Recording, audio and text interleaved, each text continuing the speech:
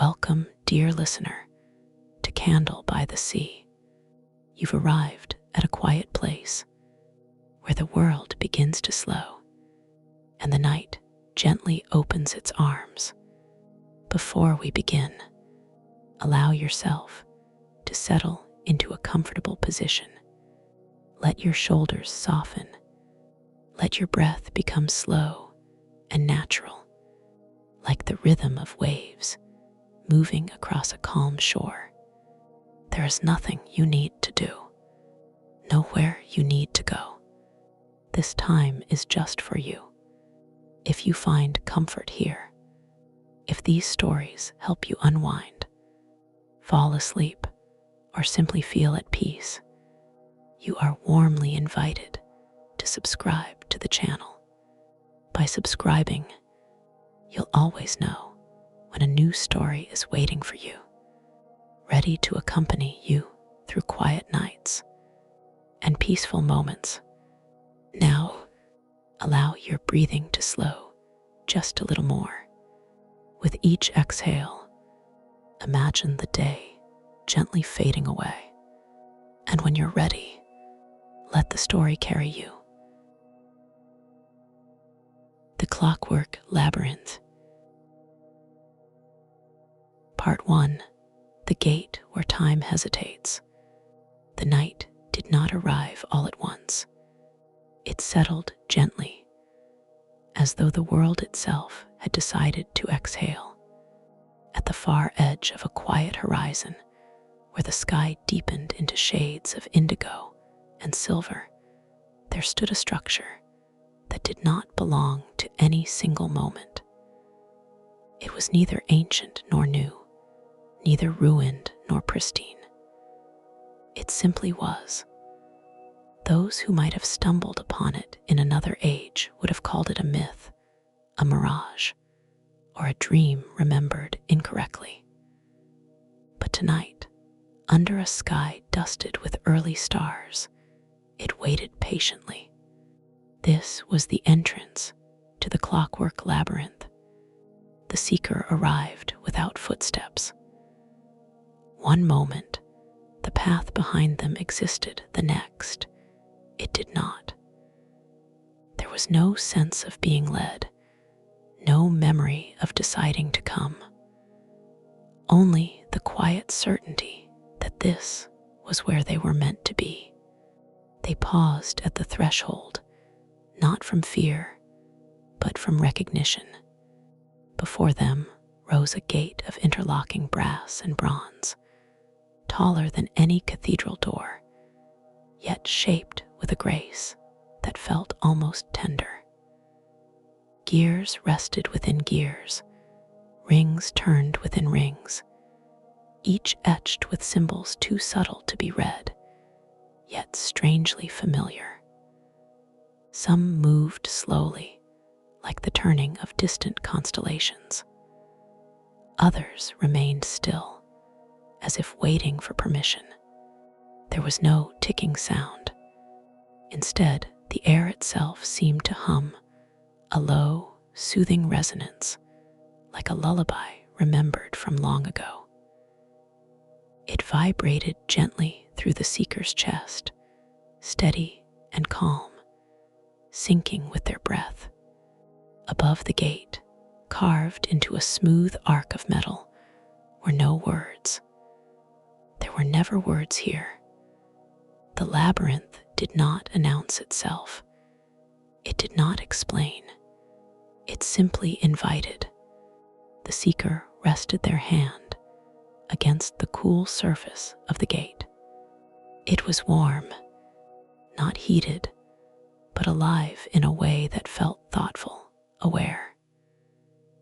Beneath their palm, the faintest shift occurred, as if something deep within the structure had noticed them and responded with quiet interest. Time here was listening. The seeker did not ask permission to enter. They had already learned, somewhere beyond memory, that doors like this did not open to force or urgency. They opened to stillness, So the seeker stood. They allowed their thoughts to slow, like leaves settling on water. They allowed the soft night air to fill their lungs, unhurried and kind. They did not think of where they had been, nor where they might go after. They remained exactly where they were. The gate responded. Without a sound, the gears shifted. Rings rotated with elegant precision, aligning in patterns that felt less mechanical and more musical. Light, warm, and amber glowed faintly between the seams, not spilling outward, but breathing gently, like candlelight behind closed eyelids. The gate parted. Beyond it lay a passageway that curved away from sight, its walls formed of brushed metal and stone, seamlessly joined. Embedded within them were countless small mechanisms, tiny rotating discs, slow-turning cogs, delicate arms that rose and fell in meditative rhythm. The seeker stepped forward. As soon as they crossed the threshold, the world behind them softened, as if wrapped in mist. There was no sudden severing, no dramatic closure, just a gradual sense that what lay beyond the gate was no longer calling for attention. Inside the labyrinth, the air felt different. Not heavier, not lighter, simply slower. Each breath stretched gently, as though time itself had widened to make room. The corridor glowed with a perpetual twilight. There was no visible source of light, yet nothing was shadowed. Everything existed in perfect balance, illuminated enough to be seen, dim enough to be restful. The seeker moved forward, their pace unhurried, guided not by signs or markings, but by a subtle inner pull. The floor beneath their feet responded softly, adjusting almost imperceptibly, aligning itself to their steps. They realized then that the labyrinth was not something to be navigated in the usual sense. It was something to be met. As the seeker continued, the corridor widened into a vast antechamber. The ceiling arched high above, its surface alive with slow-moving constellations of gears, some as large as wheels, others no bigger than coins. They turned in harmonious silence, each movement influencing the next in a way that felt intentional, thoughtful, almost compassionate. At the center of the chamber stood a figure. They were neither tall nor short, neither young nor old. Their form appeared to shift, subtly depending on where the seeker's attention rested, sometimes solid, sometimes almost translucent. They wore robes the color of burnished copper, threaded with faint lines of light that pulsed softly, like a heartbeat. This was the keeper of gears. The seeker felt no surprise at the presence, only calm acknowledgement, as if they had known all along that someone would be here. The keeper inclined their head, a gesture of welcome rather than authority. "You have arrived," they said, their voice low and smooth, carrying no echo. "And you have taken your time. That is good." The seeker did not speak immediately. Words felt unnecessary here, too sharp for the softness of the space. Instead, they offered a gentle nod. The keeper smiled, not with lips, but with the subtle easing of presence. Many reach the gate, the keeper continued. Few notice it waiting. Fewer still understand that it will not open to those who hurry. The seeker's gaze drifted upward, following the slow revolutions of the gears above. This place, they said finally, their voice quiet, as if afraid to disturb the air. It feels familiar. The keeper's eyes, if they could be called eyes, gleamed warmly. That is because you have always known it, they replied. Not as a location, but as a rhythm. A knowing that time is not only something that passes, but something that holds. The keeper gestured gently toward a path branching from the chamber. Its entrance framed by two towering mechanisms shaped like elongated hourglasses. Their sands did not fall downward, but drifted sideways, shimmering softly. This is the beginning, the keeper said.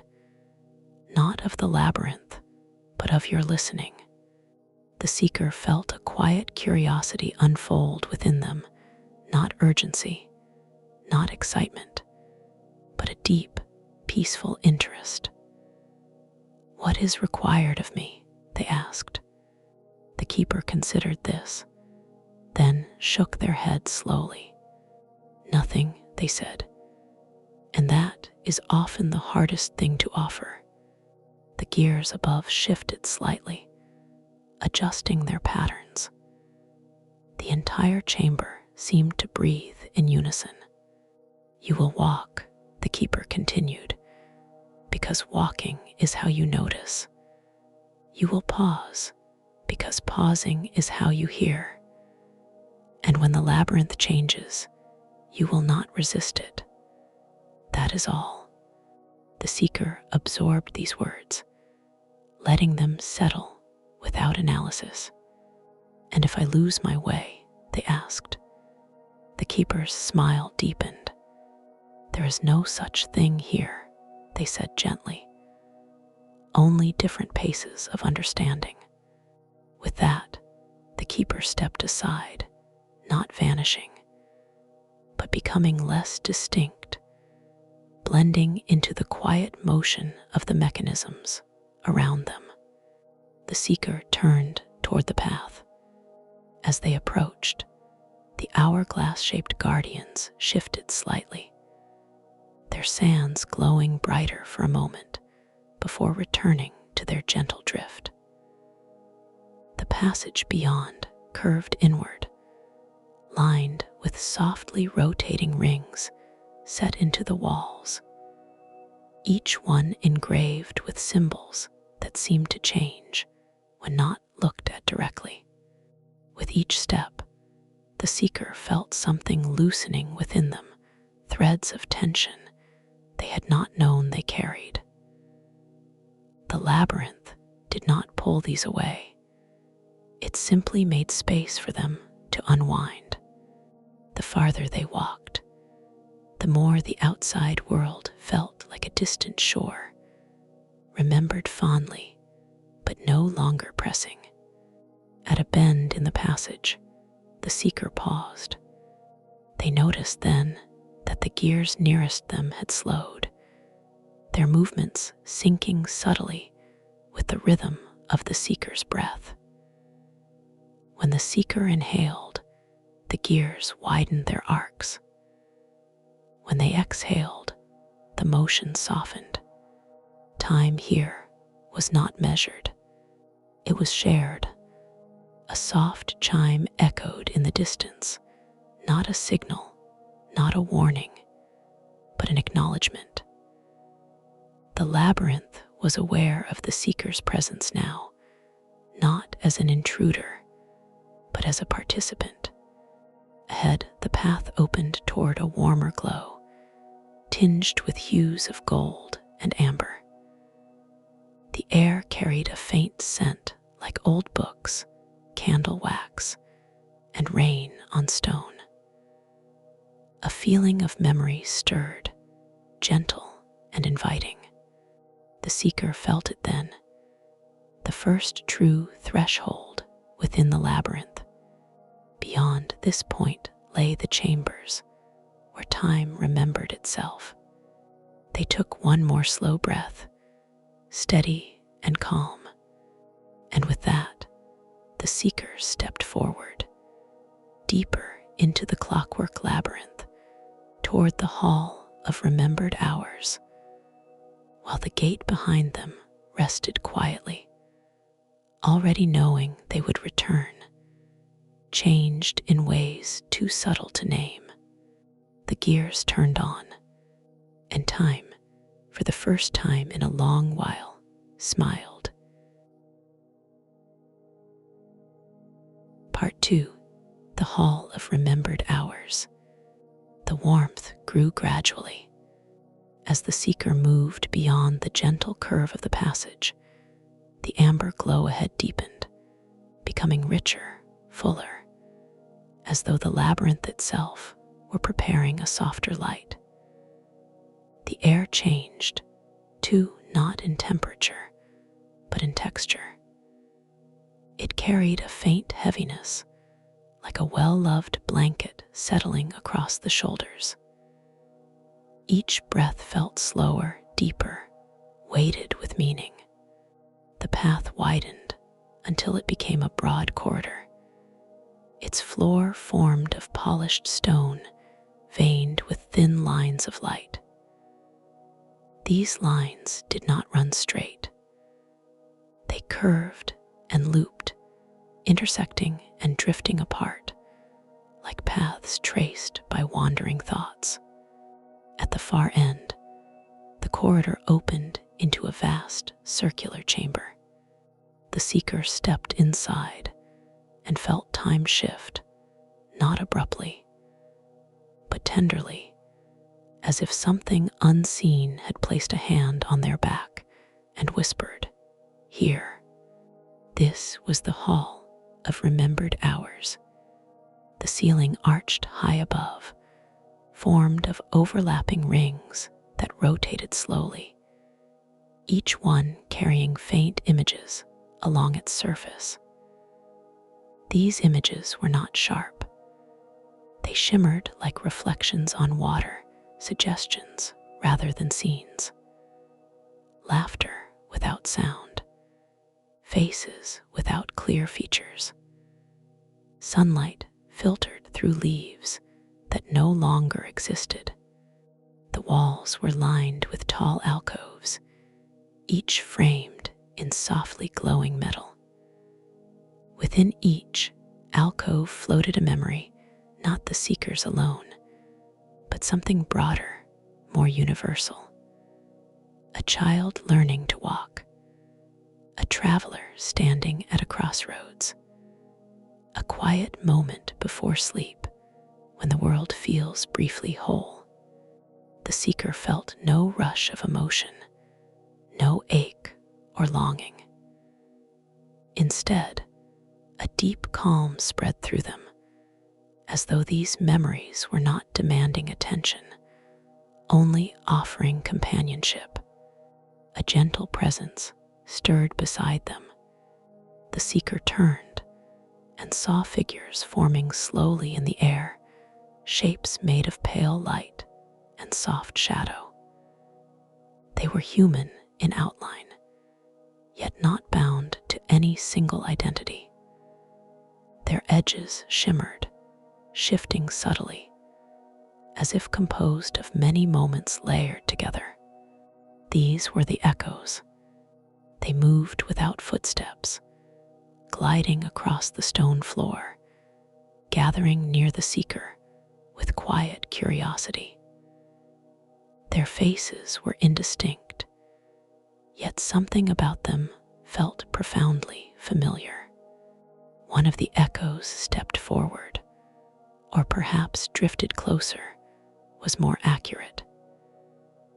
Its voice, when it spoke, was like a harmony of many voices gently blended into one.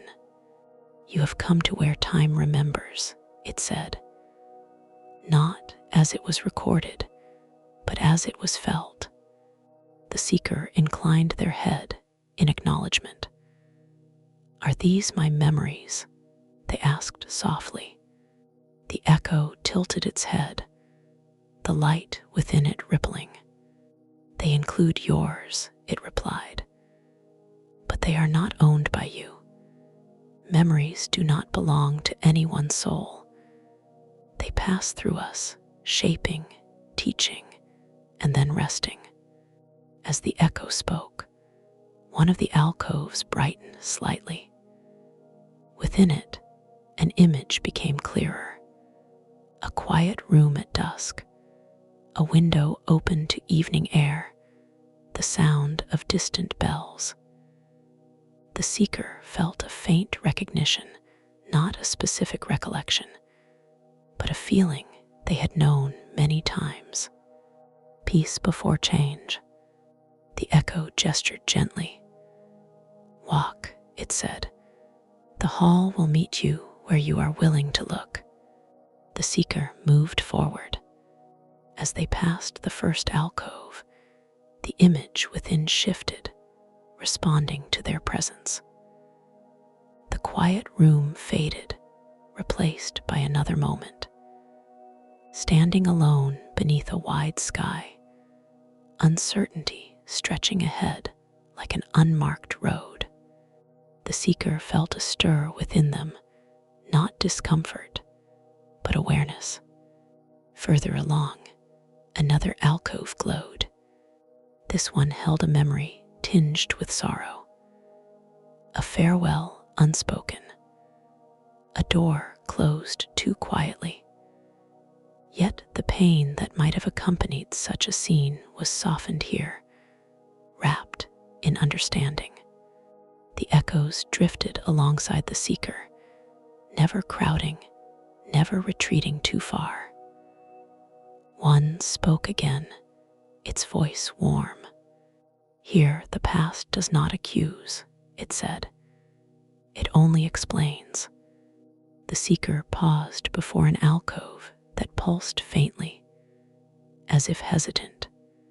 Within it appeared a moment of choice, two paths diverging, one taken, the other left behind. The image lingered, inviting attention without insistence. The seeker felt the faintest tightening in their chest, a reflex from another time. But as they continued to observe, something shifted. The image did not dwell on loss or regret. Instead, it showed the quiet continuation of both paths, each unfolding into its own completeness. The echo spoke gently. "No choice erases the others," it said. "They simply become teachers rather than companions." The seeker exhaled slowly. As they walked deeper into the hall, the alcoves began to change. The memories grew more abstract, less personal. Moments of collective experience appeared, nights of shared silence, mornings of collective hope, eras of stillness between great changes. Time here did not move forward. It expanded. At the center of the chamber stood a low, circular platform. Its surface was smooth, etched with concentric rings that glowed faintly.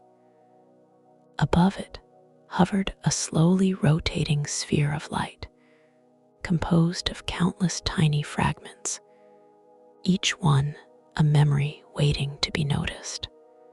The seeker stepped onto the platform. The moment their foot touched its surface, the sphere responded. It slowed, descending slightly until it hovered at eye level. Within it, images shimmered, some fleeting, some lingering. A voice emerged, not from the echoes, but from the hall itself. "Remembering is not returning," it said. "It is recognizing how far you have already traveled. The seeker felt the truth of these words settle gently within them.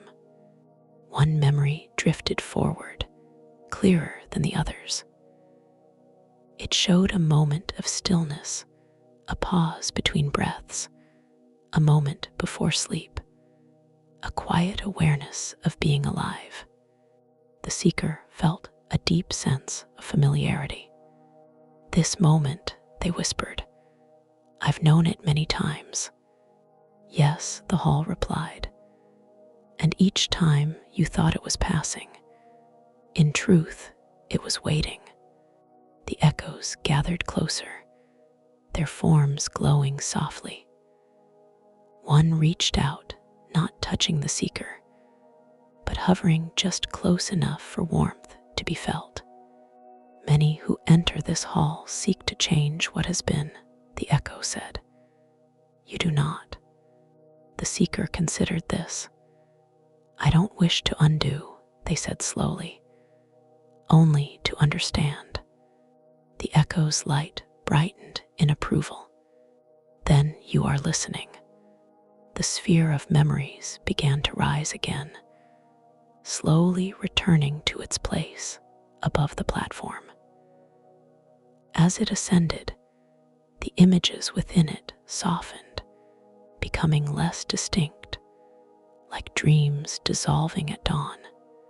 The seeker stepped off the platform, feeling lighter, not emptied, but unburdened. As they turned, they noticed a new passage opening along the far wall. It had not been there before.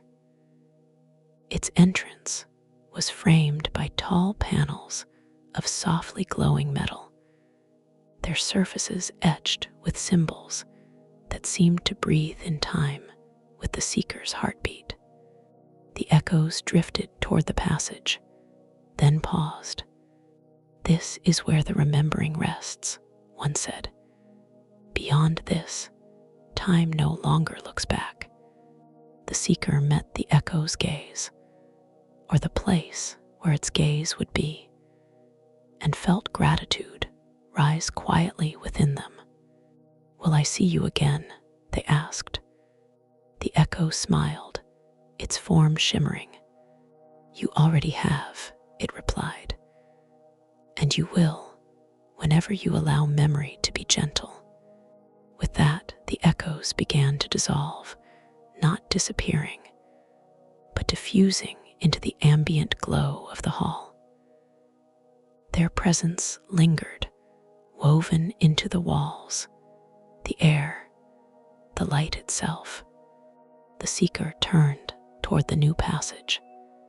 As they approached, the hall of remembered hours seemed to sigh, not in sadness, but in contentment. The alcoves dimmed slightly, their images settling into restful stillness. The great rings overhead slowed their rotation, aligning into a harmonious pattern. At the threshold of the passage, the seeker paused. They realized then that they were not carrying the past with them.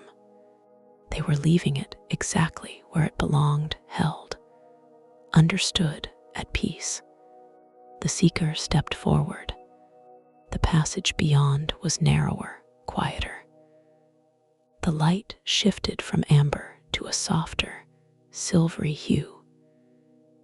The air felt clearer, lighter, as though something essential had been gently set down. Behind them, the hall of remembered hours remained unchanged, patient, always available. Ahead, the labyrinth grew still. Time was no longer reflecting. It was waiting to be noticed. And with calm awareness settling deeper into their being, the seeker moved onward toward the chamber of the turning now, where even memory would grow quiet, and presence itself would begin to speak. Part 3. The Chamber of the Turning Now. The passage narrowed until the seeker felt as though the labyrinth were gently guiding their shoulders inward, encouraging a smaller shape, a quieter presence. The silvery light softened further, becoming diffuse and velvety, like moonlight filtered through mist. There were no sharp edges here, no clear beginnings or endings, only a continuous sense of unfolding. The seeker's steps grew slower, without effort, not because the path resisted them, but because there was no longer any reason to hurry. The corridor curved inward upon itself, spiraling gently, and with each turn, the sounds of movement diminished. The faint hum of gears, once a constant companion, faded into a barely perceptible pulse. Even the seeker's breath seemed to quiet, finding a natural rhythm that required no attention. At last, the passage opened. The seeker stepped into a space, unlike any they had yet encountered. The chamber of the turning now did not announce itself with grandeur. It did not rise high or spread wide. Instead, it existed in perfect proportion, large enough to feel spacious, small enough to feel intimate. The chamber was circular, its walls smooth and unadorned, formed of a material that reflected no images, only light. At the center stood nothing. No platform, no mechanism, no guardian, just empty space. The ceiling above was low and gently domed, its surface glowing with a soft, steady luminance. There were no gears here, no rotating rings, no moving parts at all. Time, it seemed, had chosen to rest. The seeker paused at the threshold, instinctively waiting for instruction, for explanation. None came. The air felt exquisitely still, not stagnant, but attentive, like a held breath that never grew tense. The silence was deep, layered, and profoundly kind. As the seeker stepped inside, they noticed something curious. Their footsteps made no sound. The chamber absorbed movement effortlessly, as though every action were already expected, already accepted. The seeker felt no sense of being observed, yet they were unmistakably known.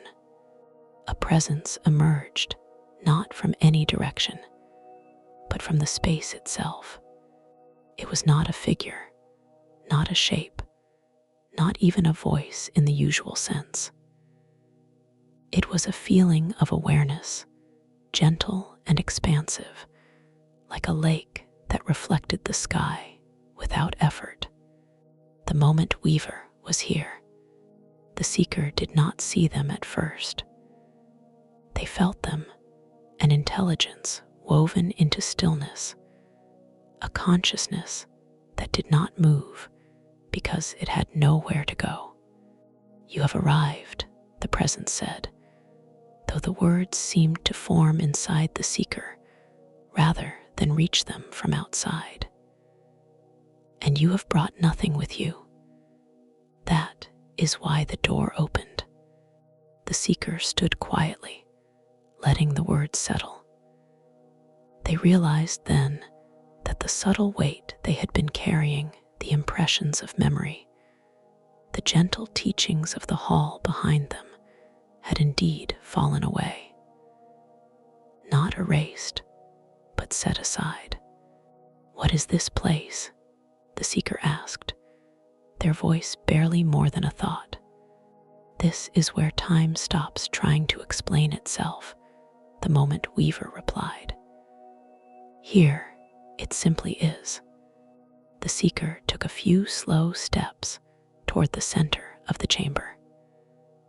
With each movement, they felt less like someone walking through a space and more like awareness drifting through awareness. There was no pull toward the future here, no reflection on the past. Only now, the chamber responded subtly to the seeker's presence, not by changing shape or light, but by deepening its stillness. The air seemed to grow more spacious, as though each moment stretched gently outward, making room for itself. The seeker stopped walking. They did not sit. They did not lie down. They simply stood, balanced and calm, letting their weight settle naturally through their body. The moment Weaver's presence drew closer, not spatially, but attentively. Many who enter the labyrinth struggle here, it said. They look for something to do. The seeker felt a faint smile touch their awareness.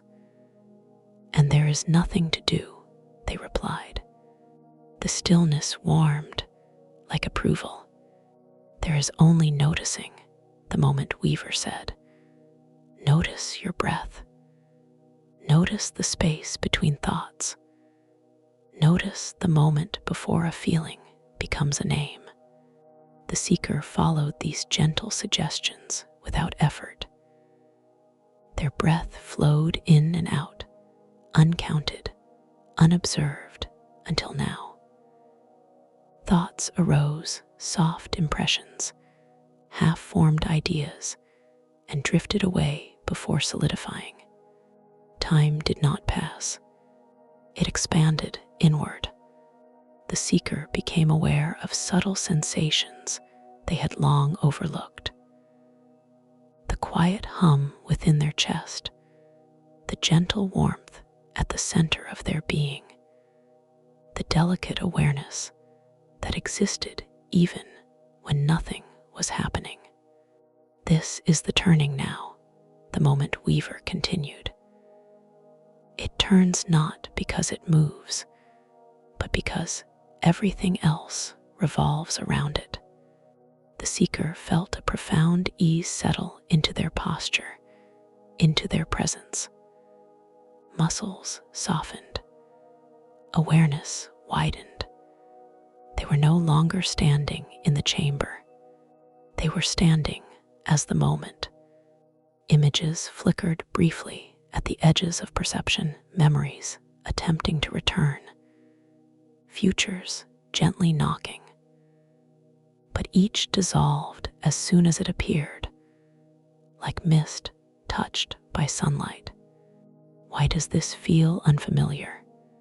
The seeker asked softly.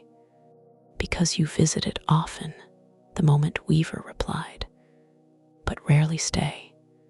The seeker understood. In waking life, the present moment was often treated as a bridge, a thing to cross on the way to something else. Here, it revealed itself as a destination, whole and complete. The chamber seemed to breathe with the seeker, though neither inhaled nor exhaled in any deliberate way.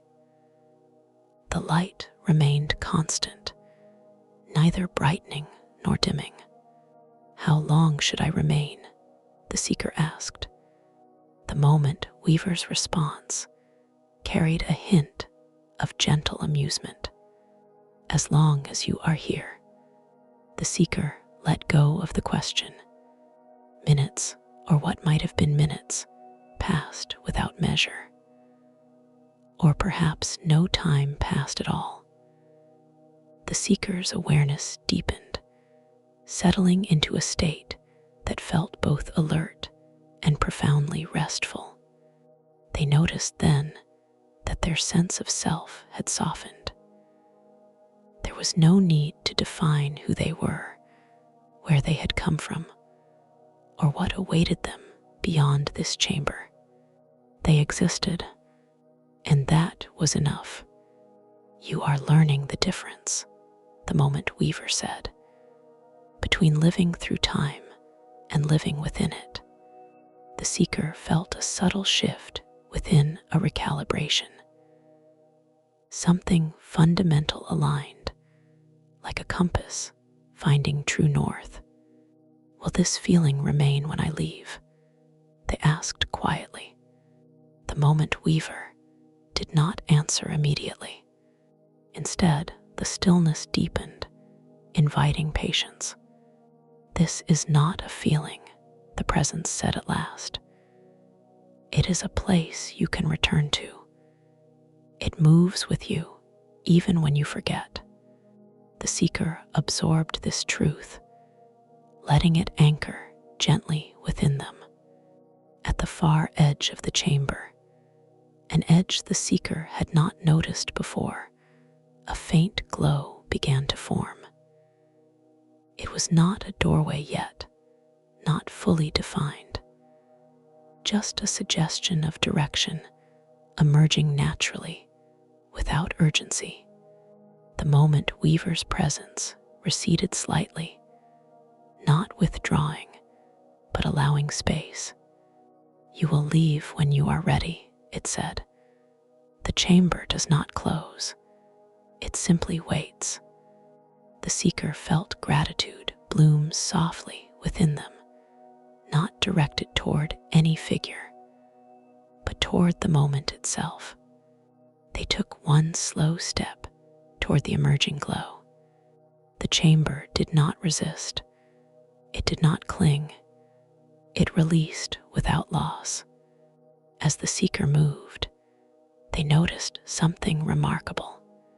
The stillness came with them. It did not remain behind as a memory. It did not fade. It settled gently into their awareness, like a quiet companion.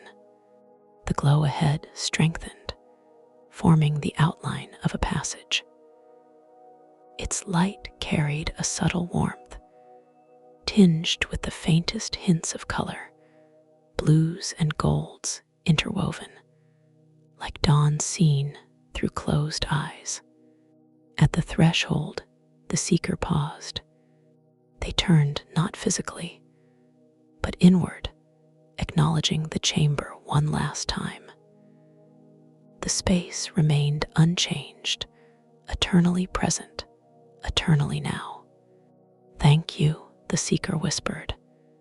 The moment weaver's presence responded, not with words, but with a deep, resonant calm that settled like a benediction.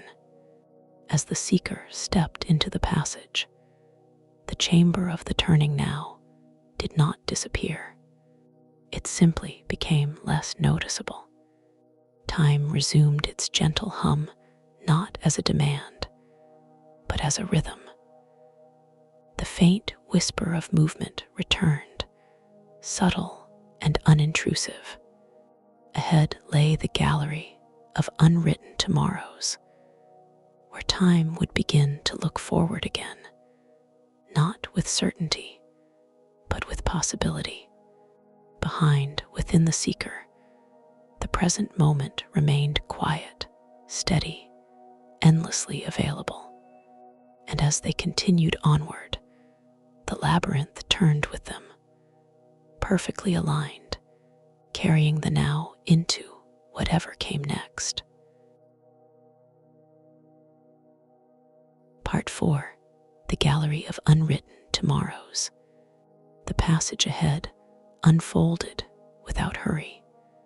As the seeker moved away from the chamber of the turning now, the air grew subtly lighter, infused with a gentle buoyancy, as though possibility itself had begun to breathe. The light shifted gradually from silvery stillness to a soft, prismatic glow, never bright, never sharp, but layered, like colors seen through mist at dawn. The floor beneath the seeker's feet changed texture, becoming smoother, warmer, almost welcoming. each step, a faint shimmer appeared, then faded, leaving no trace behind. Time had begun to lean forward. The passage opened into a vast, open gallery that seemed to stretch far beyond what the eye could comfortably measure. Its boundaries were indistinct, dissolving into softly glowing horizons. The ceiling arched high overhead, formed not of stone or metal, but of light itself, slowly shifting, gently refracting, as though the future were a living sky. This was the gallery of unwritten tomorrows. Unlike the hall of remembered hours, this space did not hold alcoves or frames. Instead, countless pathways of light floated above the floor, weaving in graceful arcs through the air. Some glowed warmly, others shimmered faintly, and a few appeared only briefly before dissolving back into the luminous haze. The seeker stood at the gallery's edge, taking in the quiet immensity. They felt no pull toward any particular path. No urgency, no pressure to choose. The stillness from the chamber lingered within them, steady and calm, anchoring their awareness. A soft footfall echoed behind them. The seeker turned and saw a figure approaching slowly. Their presence announced not by sound, but by a gentle shift in the light. They carried a lantern, its glass filled not with flame, but with softly swirling radiance, colors blending and separating, forming shapes that never quite resolved. This was the lantern bearer of tomorrows. Their form was slender, wrapped in flowing robes the color of twilight. Their face was calm, their expression serene, as though they had long since made peace with uncertainty. "You arrive without fear," the lantern bearer said, their voice warm and low. "That is rare." The seeker considered this. "I don't know what awaits me," they replied, "but I no longer feel the need to know." The lantern bearer smiled gently. "Then you are ready to see." They raised the lantern slightly, and its light expanded, casting soft illumination across the nearest pathways. Within the glow, images began to form, not sharp or detailed, but suggestive and fluid. The seeker saw themselves walking unfamiliar roads, standing beneath skies they had never known, resting in places of quiet beauty. Some images felt close, almost within reach. Others felt distant, hazy, like dreams remembered upon waking. "These are not destinies," the lantern bearer said. "They are possibilities." The seeker watched as one luminous path brightened momentarily, revealing a scene of gentle fulfillment, a sense of purpose unfolding naturally. Another path shimmered with challenge, its light flickering, yet resilient. A third glowed softly with simplicity and rest. None demanded attention. None insisted. "What if I choose wrongly?" the seeker asked, the question arising not from fear, but from curiosity. The lantern bearer lowered the lantern slightly, and the paths dimmed in response. "There is no wrong," they said, "only different lessons in becoming." They gestured toward the gallery. "The future is not written because it must remain kind. Certainty would harden it. Possibility keeps it alive. The seeker felt a quiet relief settle within them. They stepped forward, moving beneath the floating paths. As they passed, some paths responded, glowing a little brighter, drifting slightly closer, while others receded gently, as if understanding the seeker's current rhythm. The seeker noticed something then. The paths did not exist independently of them. They shifted in response to their presence, their pace, their awareness. Do these paths change for everyone? The seeker asked. The lantern bearer nodded. They change with every breath, they replied. Even now, the seeker paused beneath a particularly soft glow.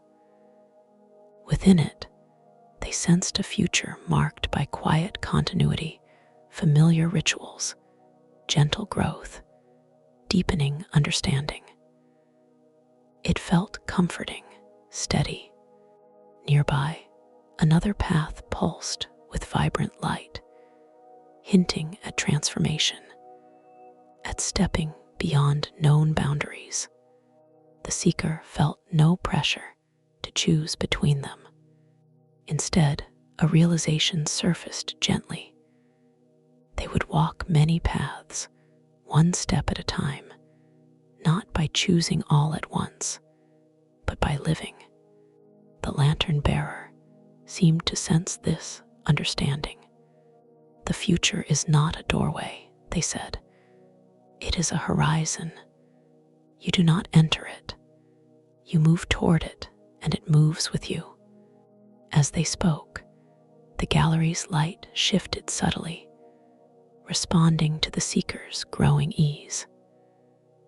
The floating paths drifted lower, closer to the floor, becoming more accessible, more intimate. What of fear? The seeker asked quietly. So much of what lies ahead is unknown. The lantern bearer lifted the lantern again, and within its glow appeared a gentle image of the seeker standing at a crossroads, uncertainty stretching outward. Fear arises when possibility is mistaken for certainty, they said. When the mind insists on knowing what cannot yet be known. The image softened, dissolving into light. Here, the lantern bearer continued. You learn to trust the unfolding, to walk without demanding guarantees. The seeker breathed slowly, feeling the truth of these words resonate. As they moved deeper into the gallery, the light grew warmer, more golden. The paths above them began to merge and separate in ever-changing patterns, like constellations rearranging themselves. The seeker realized then that the gallery was not infinite. It was expansive, yes, but its purpose was not to overwhelm. It was to reassure. At the far side of the gallery, a subtle dimming of light suggested another threshold. The lantern bearer slowed, allowing the seeker to walk beside them. This is where you release your need to see ahead, the lantern bearer said softly. Beyond this, the future becomes something you carry lightly, rather than something you chase. The seeker nodded. They felt no sadness at leaving the gallery, no sense of loss. The possibilities they had glimpsed did not vanish. They settled quietly within them, like seeds resting in fertile soil. At the threshold, the lantern bearer stopped. They raised the lantern one final time, and its light flared gently, not bright, but luminous enough to illuminate the seeker's path forward. Remember, they said, the light you seek is not in the path, it is in the one who walks. The seeker met their gaze, gratitude flowing wordlessly between them. "Thank you," the seeker said. The lantern bearer inclined their head, then stepped back, their form gradually blending into the gallery's glow. The floating paths lifted higher, dissolving into the luminous ceiling, leaving the space serene and open. The seeker stepped forward, crossing the threshold. Behind them, the gallery of unwritten tomorrows remained alive with possibility, patient, ever-changing. Ahead, the labyrinth began to grow quieter once more. The light shifted toward a softer, more grounded warmth. The air felt familiar, like returning home after a long journey, carrying new understanding without weight. The seeker sensed that the end was near, not as an ending, but as a return. Time, having shown its past and its promise, was ready to offer integration. And so the seeker walked on, carrying the future lightly, moving toward the final turning of the Clockwork Labyrinth, where all moments would gather, and the path outward would reveal itself not as an escape, but as a continuation. Part 5. The exit that moves with you. The path beyond the gallery of unwritten tomorrows did not narrow, nor did it widen. It simply continued, unfolding beneath the seeker's feet with a quiet confidence, as though it had always been there and would remain long after. The light softened into a gentle, golden dusk, neither day nor night, but a tender meeting of both. The air felt familiar now, not because the seeker had been here before, but because something within them recognized the quality of it. It carried the calm of the present, the tenderness of memory, and the openness of possibility, all woven together into a single, steady rhythm. The faint hum of the labyrinth returned, but it was different than before. No longer distant or mechanical, it resonated like a deep, contented breath. The seeker realized that the sound no longer came from the walls or the gears. It came from within. As the seeker walked, the corridor around them began to change, not abruptly, not dramatically, but gradually, like a landscape shifting beneath a slow-moving sky. The walls grew less defined, their metallic sheen softening into something more organic. The floor felt warmer, more grounded, as though the labyrinth were easing them gently toward something known. Ahead, the path opened into a wide, circular space. The seeker stepped forward and paused. This chamber felt different from all the others, not because it was grander, but because it felt complete. The ceiling arched gently overhead, and for the first time, the seeker could see beyond it. The structure did not fully enclose the space. Instead, it opened upward into a vast, star-flecked sky, familiar yet subtly altered, as if viewed through memory rather than sight. At the center of the chamber stood a single mechanism. It was not large nor intricate. It resembled a simple wheel resting upright, its surface smooth and softly glowing. Unlike the countless gears elsewhere in the labyrinth, this one did not turn. It waited. The seeker approached slowly, each step measured not by distance, but by awareness. As they drew closer, they noticed that the wheel reflected not their image, but their presence.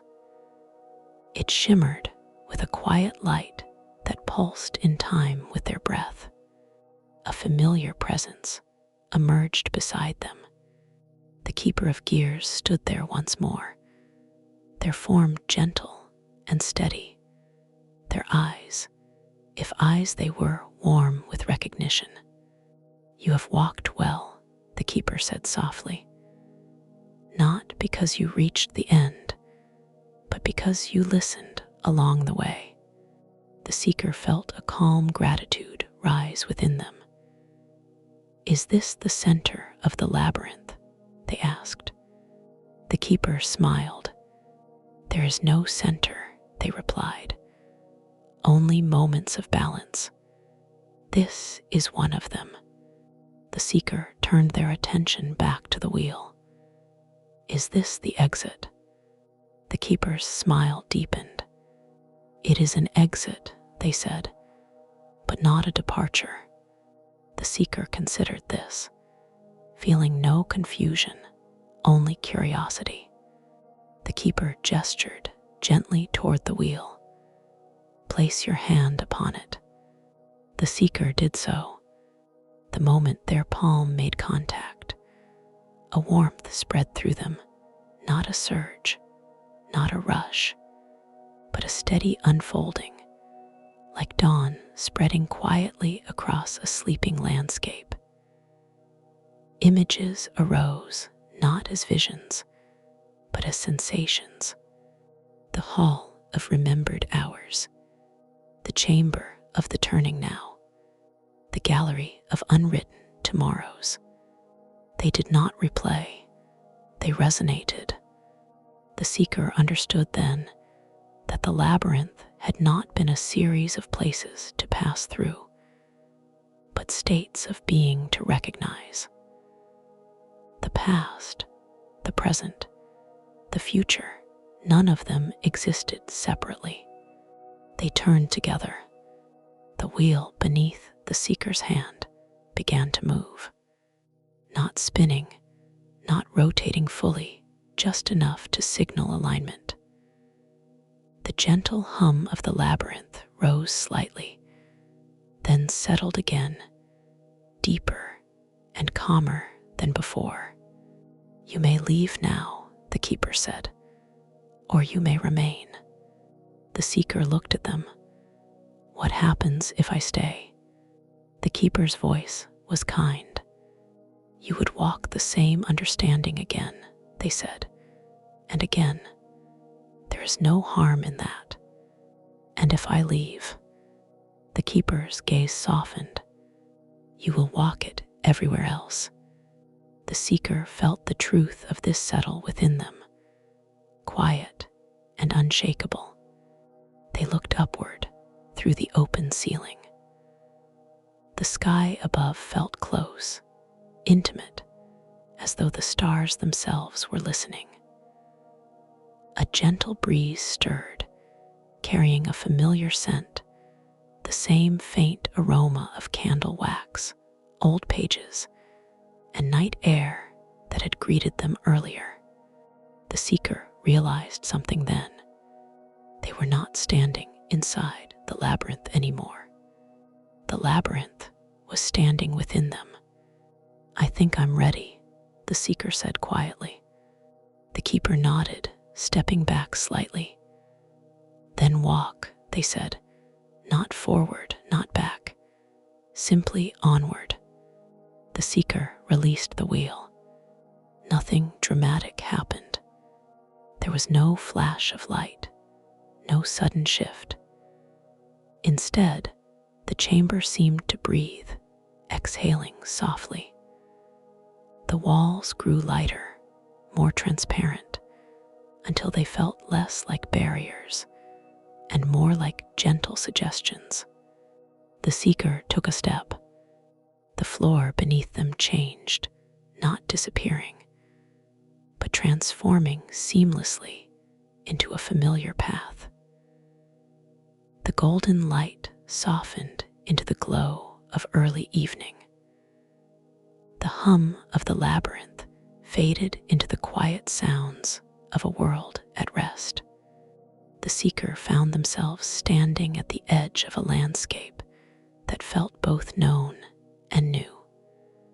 A place that could have been a forest clearing, a quiet shore, or a winding road beneath open sky. Behind them, the Clockwork Labyrinth no longer stood as a structure. It existed as a feeling, as understanding, as a rhythm carried gently within the seeker's awareness. They took another step, and then another, moving forward without effort. The stillness from the chamber of the turning now accompanied them, steady and accessible. The gentleness of memory walked beside them without weight. The openness of possibility stretched ahead without demand. Time moved again, but it moved differently, not as something to outrun, not as something to fear, but as a companion.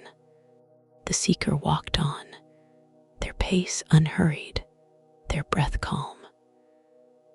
The world around them felt softer, more responsive, as though it too had learned something from the labyrinth.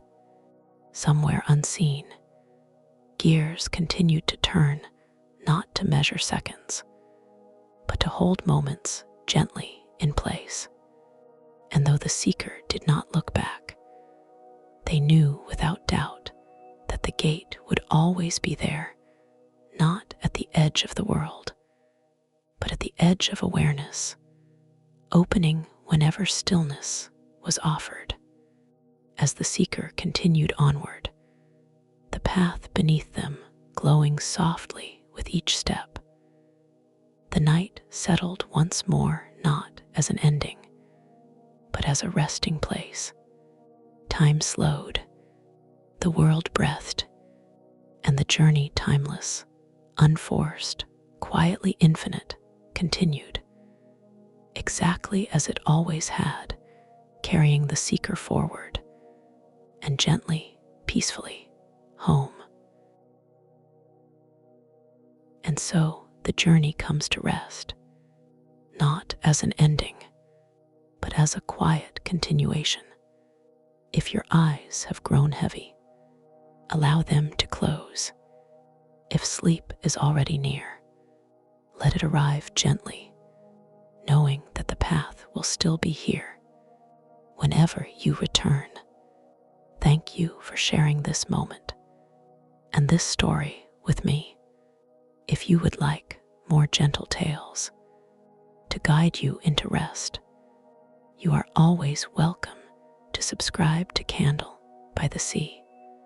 New stories await whenever you need calm, comfort, or a quiet place to land. Now let the night hold you. Sleep peacefully, and until next time, may your journey be soft and unhurried.